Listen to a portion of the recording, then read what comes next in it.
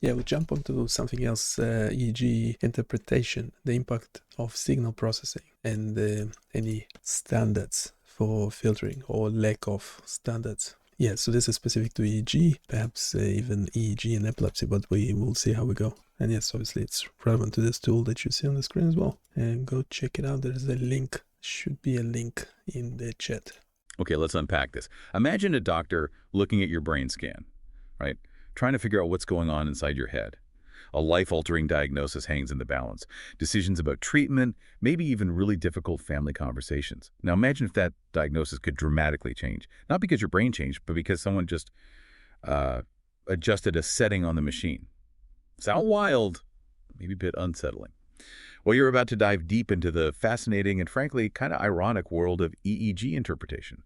We're exploring where technology and medicine meet and where, the hard math bumps up against human expertise. It is fascinating, and what's really striking here is how profoundly simple engineering choices made maybe years ago when designing the machine, Mhm. how they can impact really complex clinical interpretation down the line. We're talking about brain waves, the actual electrical whispers of thought being shaped, sometimes completely reshaped, by digital filters before a doctor even sees them. It's a critical step, but one that's, well, often overlooked, and yeah, definitely ripe with a bit of dark irony. So let's zero in on this.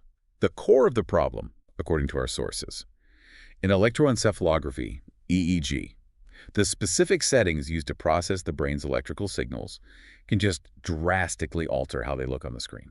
And we're not talking subtle changes here, are we? No, not at all. We're talking about the exact same underlying brain activity showing up as two completely different clinical patterns.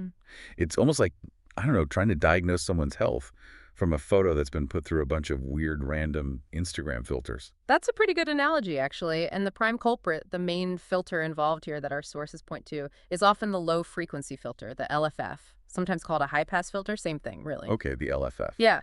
So take a pattern clinicians look for called burst suppression. Right. This is a really serious sign. Often means severe brain injury, deep coma. It's a critical finding. It leads to huge decisions, withdrawal of care, even brain death declarations sometimes. Okay, so the stakes couldn't be higher. What happens with this LFF filter then? Well, this is where it gets kind of shocking.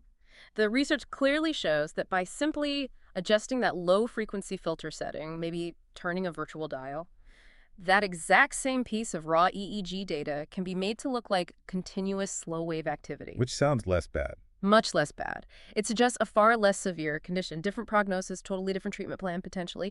The irony is just profound. A tiny software tweak could, theoretically, shift a patient's diagnosis from severe, maybe even terminal, to something milder.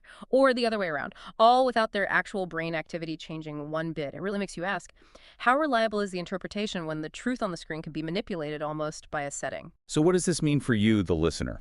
If you or someone you know needs an EEG, it means the consistency, the accuracy can vary a lot between hospitals, maybe even between different machines in the same hospital. You might literally get a different picture of your brain depending on the equipment or just the settings used that day. Feels a bit like getting your taxes done by accountants using different calculators with hidden quirks. Right. And standardizing those filters, like maybe everyone agrees to use a 1 Hz LFF, as some sources suggest. That seems like a good step. It's a crucial step, definitely. But our sources say it's only part of the story, right? It's not just one knob. Exactly. It's not just the LFF. That's maybe the most dramatic example, but the entire signal chain matters.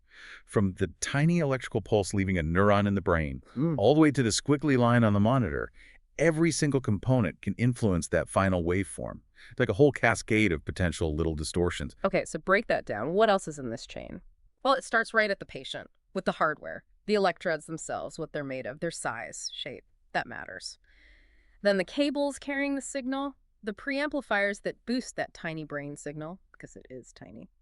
And then the analog to digital converters. That's the bit that turns the brain's smooth, continuous electrical waves into numbers a computer can understand. Each of these physical parts has properties that affect the signal quality, introduces noise, even before any software filtering happens. Think of it like recording music, the mics, the cables, the audio interface. They all color the sound before you even touch an EQ. Okay, so the physical stuff matters. Yeah. Then comes the software part. beyond just that LFF setting. Right. Then you get to the software and the algorithms. It's not just what frequency you cut off, like with the LFF. It's also about the type of filter. Is it a Butterworth filter? A Chebyshev? They sound technical, but they work slightly differently mathematically. And the filter's order, or steepness, basically how aggressively it cuts off frequencies. Different EEG software packages might implement the same setting, say LFF 1 hertz, in subtly different ways. Huh. So even if two places use the same setting. It might not be exactly the same, leading to slightly different waveforms, like different photo apps applying the sharpen effect. The name is the same, the result isn't quite identical. A steeper filter might cut noise better, sure, but maybe it also cuts off a subtle, slow brainwave that was actually important diagnostically. And I guess we can't forget the patient themselves and just the real world messing things up. Oh, absolutely. You always have what we call artifacts, noise that isn't brain activity. Things like the patient clenching their jaw, tiny muscle twitches in the scalp, even just sweat changing the electrical contact. Or interference from other electrical equipment in the room. You know, the hum from the lights, a nearby monitor. All that baseline noise is there before any digital filtering. And it makes the job of sorting the real brain signal from the junk much harder for both the machine and the doctor. It really demands you understand the whole process. So the dream solution seems obvious. Standardize everything, every machine, every setting, everywhere, perfect consistency, a global EEG standard. But reading between the lines in our sources, that sounds, well, really hard, maybe impossible. Yeah, perfect global standardization. Huh. It's probably an unattainable ideal. Think about the costs, the legacy equipment out there, different manufacturers. Right, it's messy. Very messy. So the more realistic path, the one the sources really push for, is about transparency and education. It boils down to a few key things. One, clinicians absolutely need to report the specific recording and processing settings they use. Like, show your work, every time. Put it in the report. Exactly. Okay. 2, clinicians need to really understand how these filters and processing steps work, get fluent in the basics of signal processing. And 3, always, always critically consider the source. Ask, what machine was this? What settings were used? How might that skew what I'm seeing right now? So it's less about forcing uniformity, which might be a losing battle anyway, and more about smart interpretation, acknowledging the variables. Precisely. It's about empowering the clinical expert, giving them the tools and knowledge to account for the technical side. That's the practical mitigation strategy. Make the interpretation more reliable, even if the raw inputs aren't perfectly identical everywhere. Which brings us to this kind of funny, or maybe darkly funny, clash.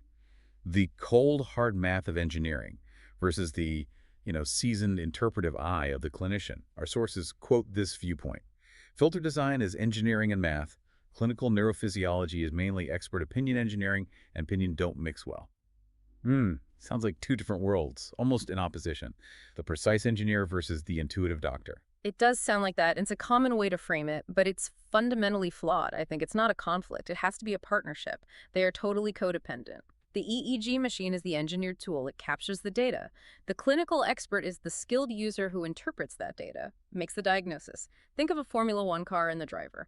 One's an engineering marvel. The other has incredible skill and intuition. You absolutely need both. They're useless apart. Okay, so they need each other. Yeah. Why the friction then? Why this feeling that they don't mix well? Well, the friction comes from a lack of mutual understanding, usually. An engineer might design a filter that's mathematically perfect for removing noise, let's say. But in doing so, they might accidentally erase some subtle squiggle that a clinician with years of experience knows is a critical diagnostic clue. And conversely, the clinician who doesn't understand their filter settings, they might see an artifact, just a glitch from the machine or the processing, and mistake it for something real, something wrong with the patient's brain. That's where expert opinion can become unreliable. Not because opinion itself is bad, but because it's disconnected from how the evidence, the waveform, was actually created by the tool. So the expert's eye can be fooled if they don't understand the camera, essentially. That's quite the paradox. It is, and the solution is just smarter integration.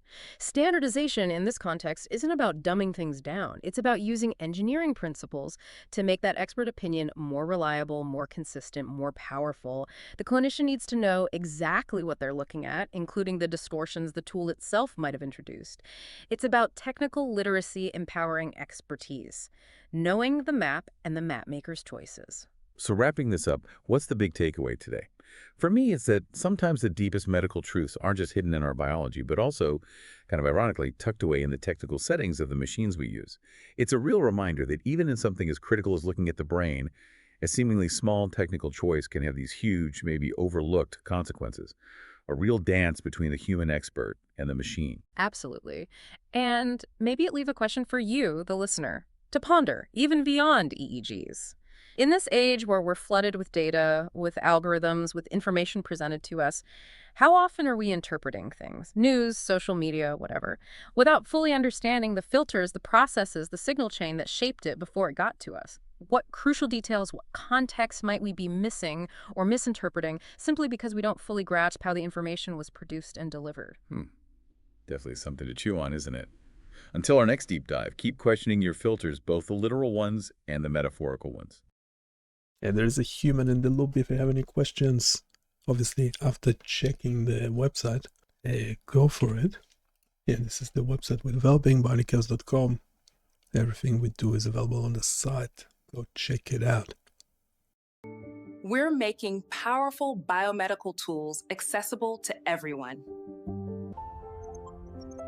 Ever wondered what your brainwaves sound like? Or look like? Ever wanted to play with real scientific tools? Ours are free and open source. You won't believe what you can do with your own data. Want to dive into data science? Start with our interactive tools.